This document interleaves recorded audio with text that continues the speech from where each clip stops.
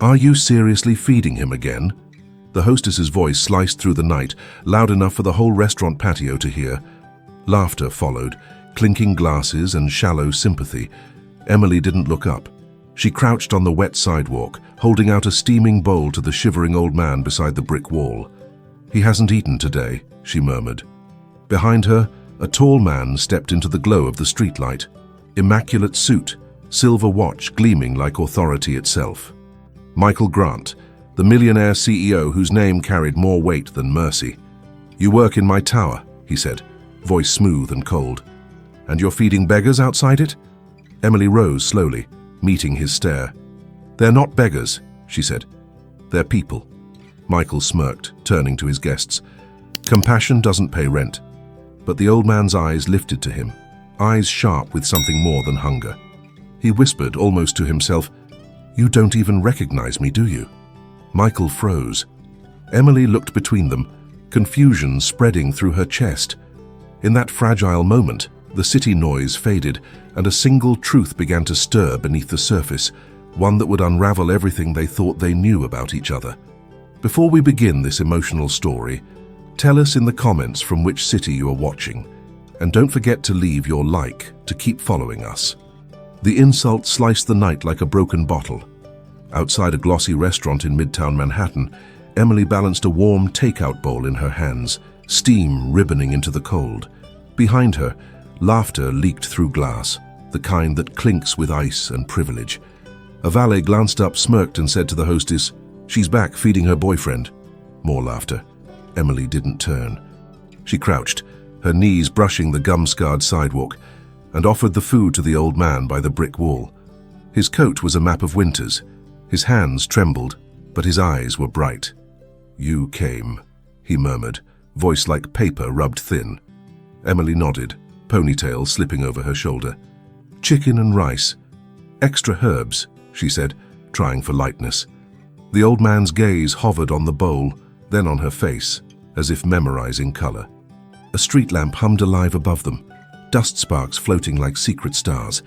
The restaurant door hissed. A tall man stepped out, slate suit sharpened within an inch of cruelty.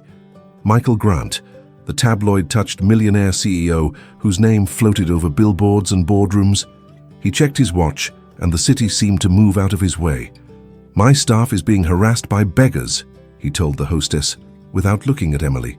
Call security. The hostess shifted, whispering, She's a cleaning lady in our building, Mr. Grant. His eyes flicked to Emily. A pause, a smirk, the kind of verdict that doesn't need a judge. Emily felt heat crawl up her neck. She stood slowly. No one's harassing anyone, she said, careful even. Her hands had the faint citrus smell of the eco spray she used at the office. She thought of her daughter, Chloe, asleep in their small Queen studio, science posters curling on the wall. Rent due in 4 days. 2 extra shifts this week, she swallowed. He's eating. Grant's smile thinned. And you're advertising trespassing. You work in my tower, don't you? Night shift, floors gleaming by morning like magic.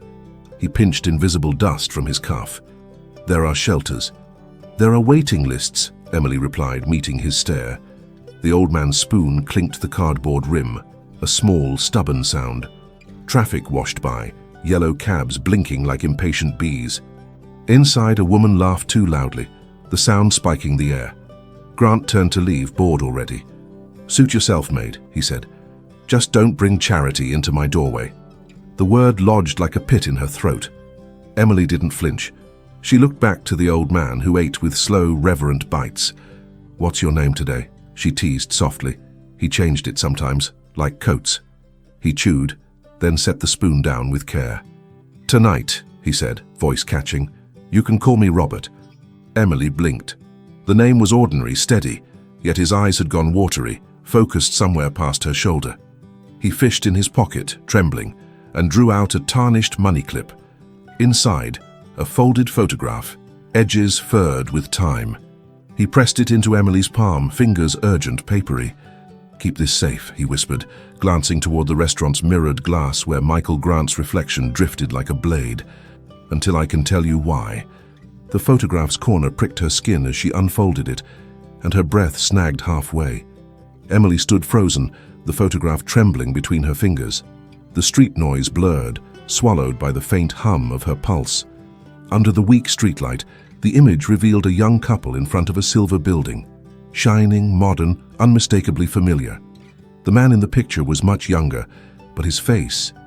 it was the same as the arrogant CEO who had just turned his back. Michael Grant. Emily blinked hard, her throat tight.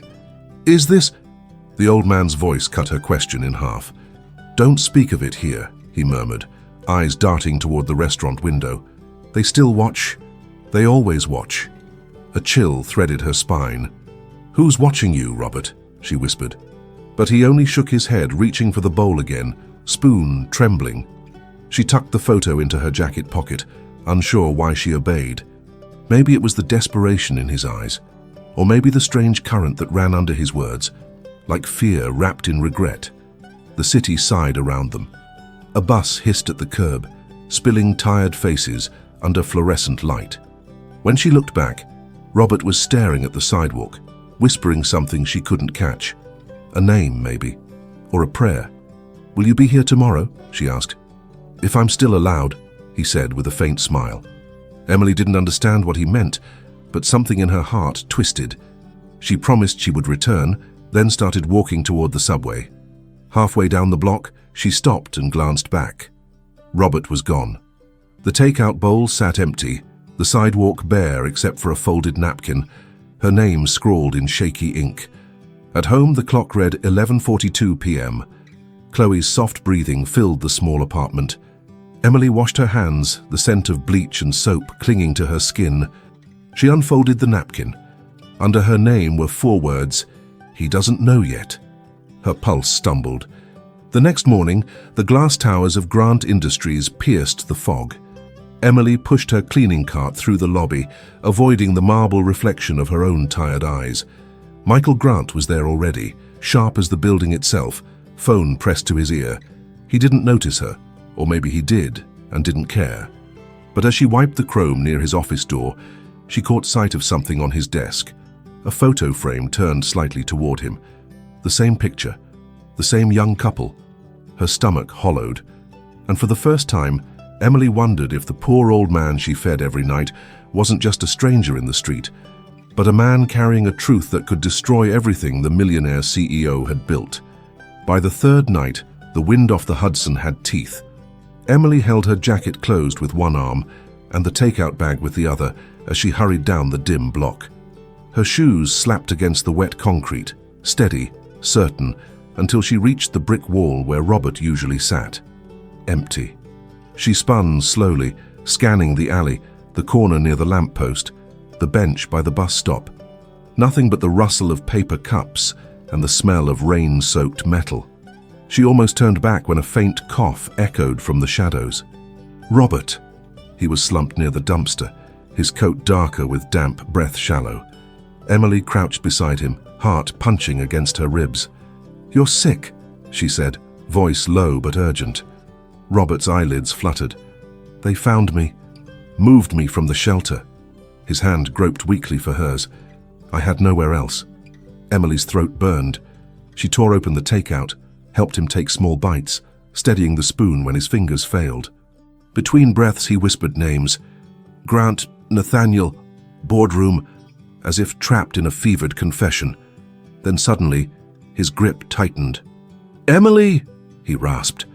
"I used to own that building." She froze. "What do you mean?" "I built it. Every floor, every window. Then Michael took it." His eyes flicked open, wild with memory. "He was my partner. My blood." Her hands shook. "Your blood? You mean—" Robert coughed hard, the sound scraping raw. "My son." The word landed like glass shattering. For a moment only the rain spoke, drumming against the dumpster lid. Emily stared at him, the world narrowing to the faint glow of the streetlight and the trembling man before her.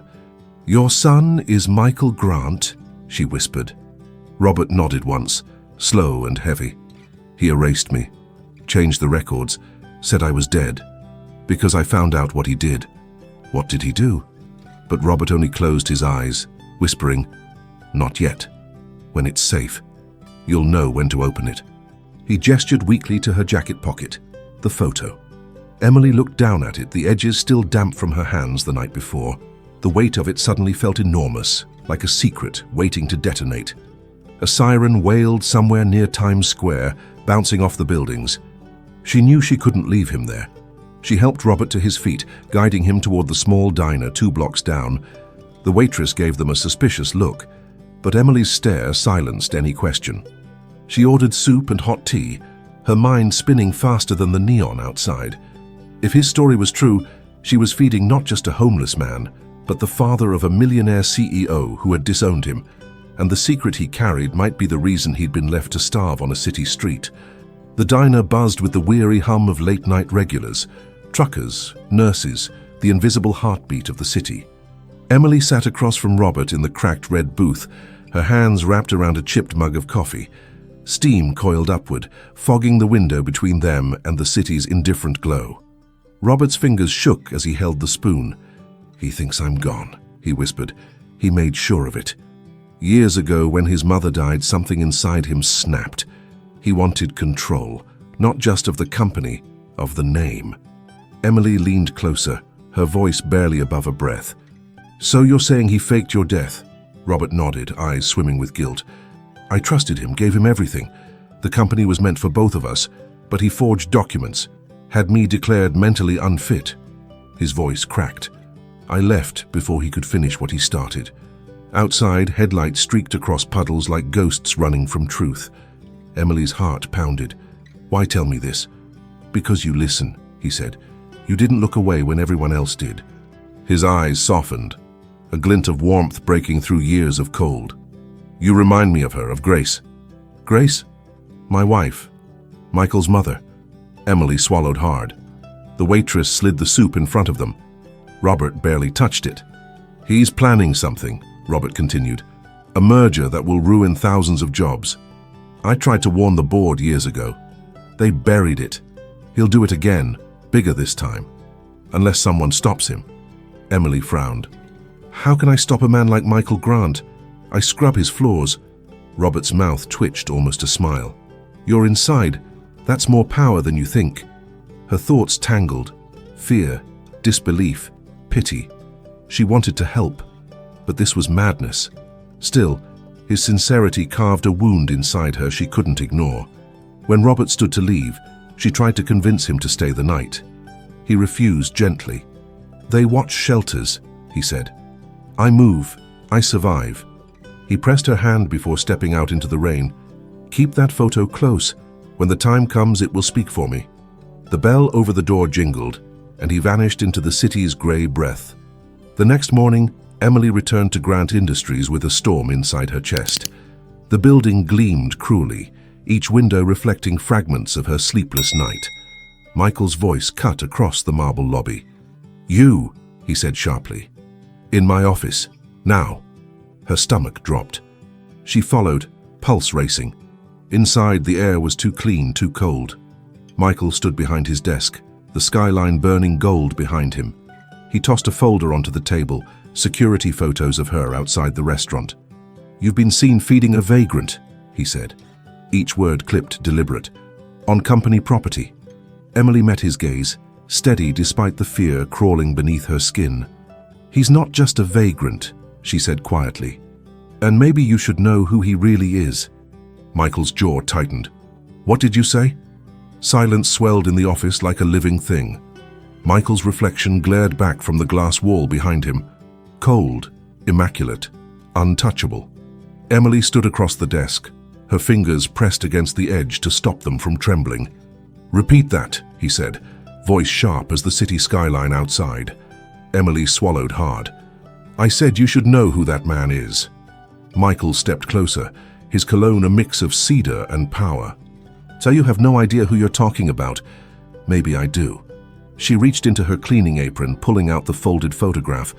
The edges were frayed now, corners softened by her hands. She slid it across the desk. This was his. He said to keep it safe. Michael's eyes flicked down, then froze. For a second, the mask cracked. He picked up the photo, jaw tightening as he stared at his younger self, standing beside a smiling woman and an older man, his father. "Where did you get this?" His voice came out low, dangerous. "I told you," Emily said. "He gave it to me." Michael's nostrils flared. "That's impossible. My father is dead." "Is he?" she asked softly. For a moment, the silence was deafening. Then, with sudden violence, he slammed the photo onto the desk. "You think I'll entertain a cleaning lady's delusion?" His shout ricocheted off the glass. Emily didn't flinch.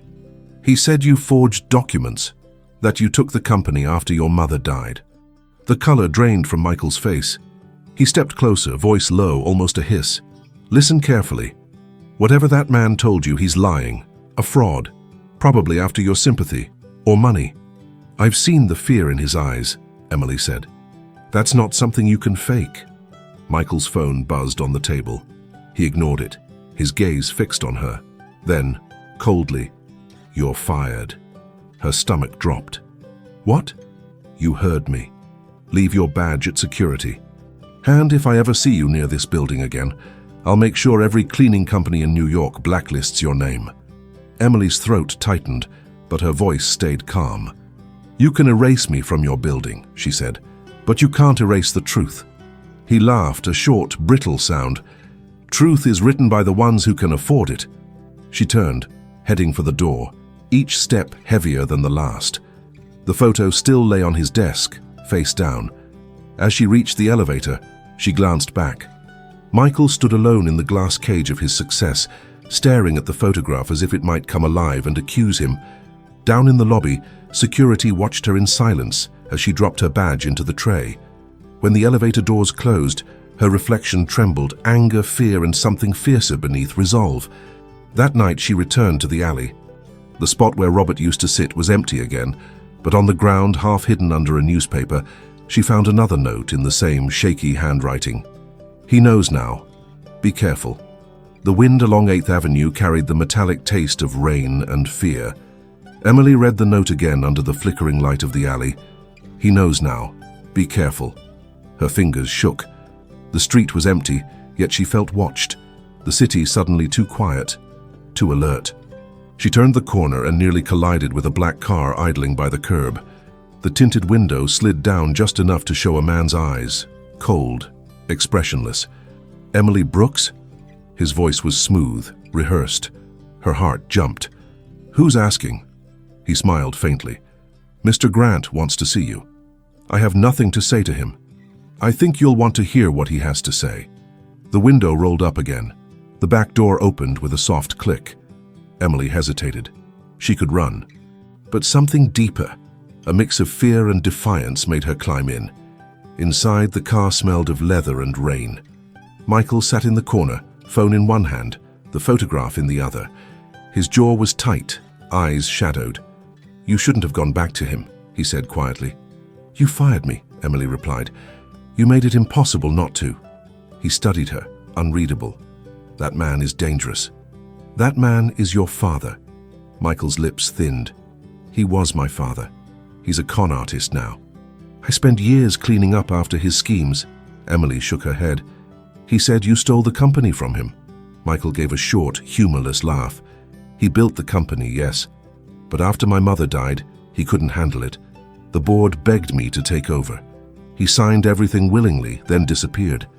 I thought he was dead until you dragged him out of the shadows." Emily's heart pounded. "Then why forge his death certificate?" Michael's eyes flashed. "You think I wanted that? He forged my name first, to sell company assets. I covered it to protect the brand." His voice cracked slightly. "You think being a Grant means freedom? It's a curse." The car slowed at a red light. Outside, a man under a soaked umbrella stared in as if recognizing someone. Michael turned away too fast. "Who is he?" Emily asked. "No one," Michael said too quickly. But when the light turned green and the car moved, she glanced back. The man was gone. Michael leaned forward, voice lower now, almost pleading. "Emily, whatever he told you, burn it. Forget him. People have died because of that story." Her skin prickled. "What story?" He didn't answer. He just stared out the window, jaw locked. The car pulled over near her apartment. "Don't look for him again," he said flatly. "For your daughter's sake." Emily froze. "You know about Chloe?" Michael's expression softened with something almost human, and that scared her most of all. "Good night, Emily." The door unlocked. She stepped out into the rain, heart hammering. When she looked back, the car was gone, and on her doorstep lay a folded piece of newspaper, held down by a single coin, written across it in shaky ink, "He's lying." The rain hadn't stopped by morning. It beat against the windows of Emily's small apartment like a relentless warning. Chloe stirred under her blanket, murmuring in her sleep. Emily brushed a damp strand of hair from her daughter's forehead, heart tightening. Michael's words echoed in her mind, "For your daughter's sake." She turned to the kitchen table, where the newspaper note still sat beside the tarnished coin. The ink had bled slightly overnight, but the message was still legible. "He's lying." Her stomach knotted. Which one was lying? Robert with his trembling sincerity, or Michael with his rehearsed calm? Before she could think further, a knock sounded at the door. 3 short taps. Emily froze. No one knocked at this hour. She peeked through the peephole. A man stood in the hallway, older, thin, drenched from the rain. Robert. She flung the door open. "Robert, you shouldn't be here." He staggered in, coughing hard. "They're following me," he rasped. "I didn't know where else to go." Emily grabbed a towel, wrapped it around his shoulders. "Who's following you?" He looked around the apartment as if expecting shadows to crawl out of the corners. "Michael's men. They found me near the docks. I think they know I talked to you." Emily's pulse spiked. "Then you can't stay here, Chloe." Robert caught her hand. "Please, just until morning, then I'll go." Something in his eyes, exhaustion, guilt, maybe love, made her nod. He sat heavily at the kitchen table, eyes landing on the newspaper note. His face paled. "Where did you get that?" "It was left at my door," Emily said, "after Michael sent his driver." Robert's hands trembled. Then he's desperate. The truth's catching up to him. "What truth?" Emily demanded. Robert hesitated, staring at the floor. Years ago, before the company expanded, Michael discovered something. Illegal contracts, offshore accounts. He covered them, then blamed me when it came to light.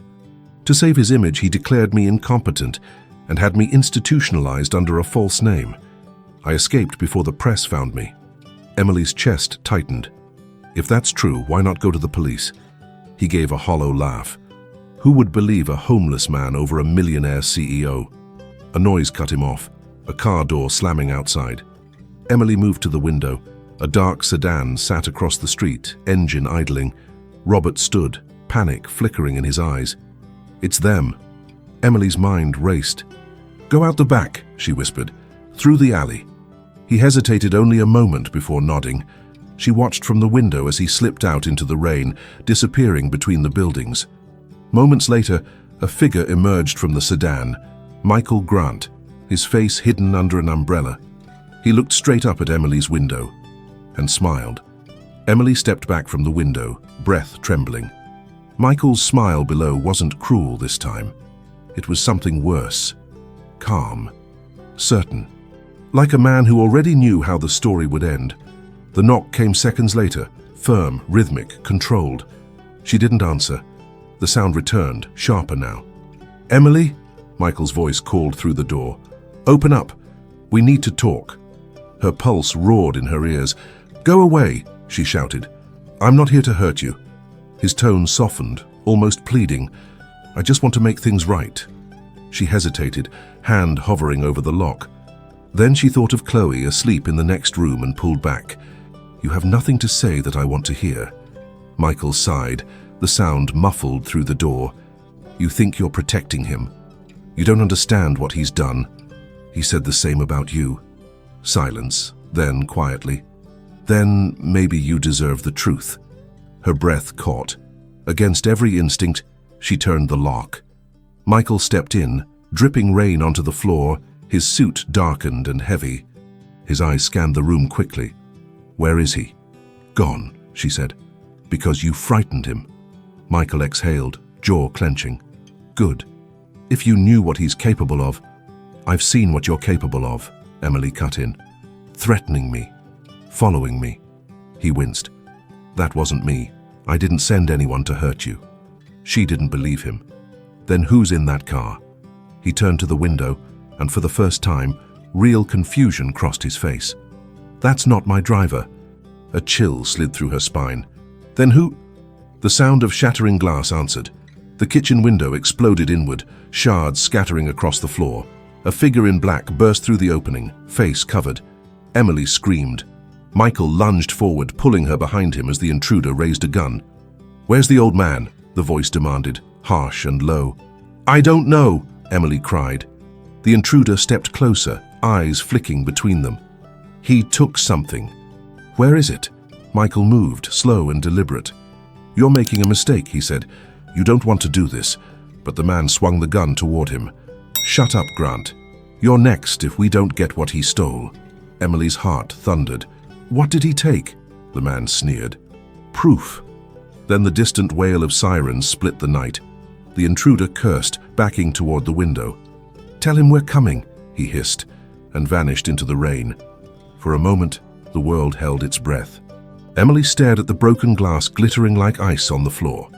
Michael looked at her, breathing hard. "Now do you believe me?" he said. But Emily only whispered, "No. Now, I don't know what to believe." The police lights painted the rain in red and blue, sirens pulsing like a heartbeat against the cracked windows. Officers moved through the hallway, asking questions, taking notes. But Emily barely heard them. Her hands still trembled, her mind replaying the gunman's words. He took something. "Proof?" Michael sat on the edge of the couch, a thin line of blood on his cheek where glass had cut him. His expensive composure was gone. "They're not police, Emily. Whoever they are, they work for the board. Old shareholders my father exposed years ago. They want whatever he took." She stared at him. "So there really is proof?" Michael nodded slowly. "Apparently. But if he has it, he's in danger. And so are you." The apartment suddenly felt smaller, heavier. Emily turned toward the hallway where Chloe slept, her voice tight. "I have to get her somewhere safe." Michael stood. "I can protect both of you." She shook her head. "You've done enough." He looked wounded, but didn't argue. Instead, he walked to the broken window, staring into the rain. "You know," he said quietly, "I used to believe my father was indestructible. I wanted to be him. Then I saw the files, bribes, hidden accounts. I thought he'd betrayed everything we built. Maybe someone framed him," Emily said softly. He turned to her, eyes dark. "If that's true, then I destroyed the wrong man." Before she could respond, a faint tapping echoed from the fire escape outside. They both froze. Michael drew back the curtain. Robert stood there, drenched, shivering, but alive. Emily rushed to open the window. "Robert!" He stumbled in, collapsing into a chair. "They found me at the docks," he gasped. "I ran. Couldn't run far." His eyes flicked toward Michael, cold but strangely tender. "You shouldn't have come here." Michael knelt beside him. "Dad, tell me the truth." "All of it." Robert's gaze softened. "You finally called me Dad again." He coughed, chest rattling. "The documents, they were real but not mine. They belonged to men inside the board. When I tried to expose them, they turned you against me. You were too young to see it." Michael's face crumpled, grief catching up to him after years of pride. "I thought you ruined everything." Robert smiled faintly. "You were everything I built for. I didn't want to ruin you. I wanted to save you." Emily stood silently, tears stinging her eyes. Then Robert pulled something from inside his coat, a small flash drive wrapped in tape. "The proof. Give it to someone who still believes in truth." He looked at Emily. "That's you." She took it, her hands trembling. Robert's eyes fluttered. His voice thinned. Tell him I forgive him." "Dad!" Michael's voice broke, but it was too late. Robert's hand went still. Outside, the rain eased, leaving only the city's soft hum and the weight of everything unsaid. Dawn crept through the cracked blinds, washing the apartment in pale gold. The storm had passed, leaving the streets glistening like they were scrubbed clean of sin.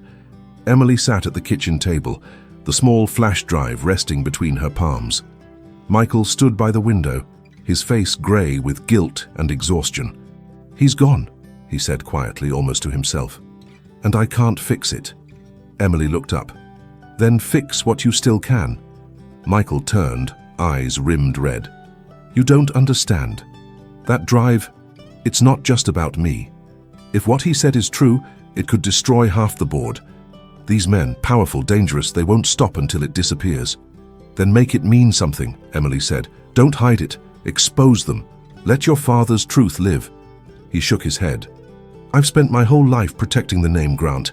Maybe it's time to let it burn." Before she could answer, Chloe's small voice drifted from the hallway. "Mom." Emily rushed over, kneeling beside her sleepy daughter. "It's okay, baby. Go back to bed." Chloe rubbed her eyes. "Who's that man?" Michael's lips parted, but no words came. He looked smaller than he ever had, just a son who'd finally run out of lies. Later that day, they met at a small legal office downtown. Michael handed the flash drive to a journalist waiting inside.